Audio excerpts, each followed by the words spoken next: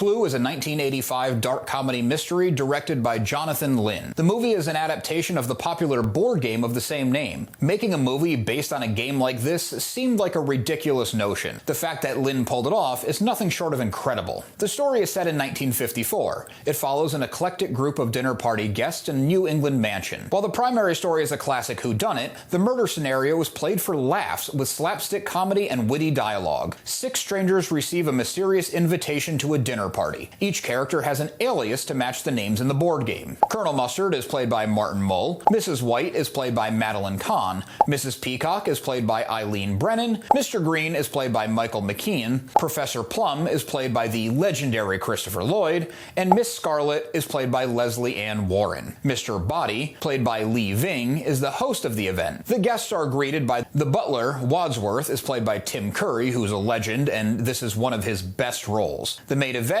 is played by Colleen Camp. When everyone's assembled at the mansion, the reason for the gathering is revealed. Each of the 6 guests is hiding a massive secret. Wadsworth knows each one of their secrets. Mr. Body is blackmailing the lot of them. Mr. Body gives each guest an object to use as a weapon, the same strange assortment as in the board game: a candlestick, wrench, lead pipe, rope, revolver, and a dagger. He suggests they kill Wadsworth to help keep their secrets hidden. The lights go out, and it's Mr. Body who ends up dead. Everyone's in a panic, and they begin searching the mansion under the leadership of Wadsworth. More people around the guests and the butler die as the plot carries on, each murdered by a different weapon. The mansion is full of secret passages and hidden doors. The plot offers plenty of red herrings, and each dinner guest is accused of the murder at one point or another. These scenarios keep the question of the movie alive and also give a ton of room for hilarious situations. One of the most unique aspects of the movie is the multiple endings.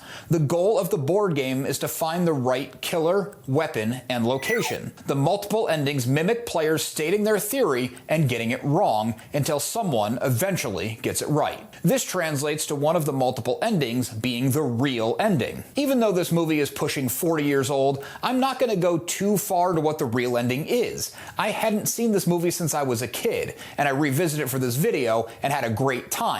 I had forgotten most of the details, so this was as close to watching it with fresh eyes as I could get. Clue had a budget of roughly $15 million. It grossed $14.6 million in its theatrical run, falling just short of breaking even. In a strange marketing move that didn't quite work, screenings of Clue had only one of the 3 possible endings. The idea was that audiences would love the movie and go to different theaters to see the movie multiple times and get all of the different endings until they found the real one. This frustrated the movie-going public. When Clue hit theaters in 1985, it was met with mixed reviews. Some loved the humor and the unique multiple-ending format, while others thought that the content was surface level with no thought and the plot lacked cohesion. Audiences enjoyed the movie much more than critics did, especially when the movie made its way to home video release. It had all 3 endings, so the viewer could get all the content and the real answer without rewatching the entire movie multiple times and jumping around to different theaters. I had no idea that this is how they approached the movie. This movie came out the year I was born, so I didn't see it until much later on VHS or reruns on HBO. I always thought it had the 3 endings in sequential order, and then it said the real ending when you got the real ending. I bet in Marvel's height, if they had 3 different endings and you weren't sure which was the right one, people would have flocked to different theaters to figure it out. Check out this video next for more amazing movies you should be watching or rewatching.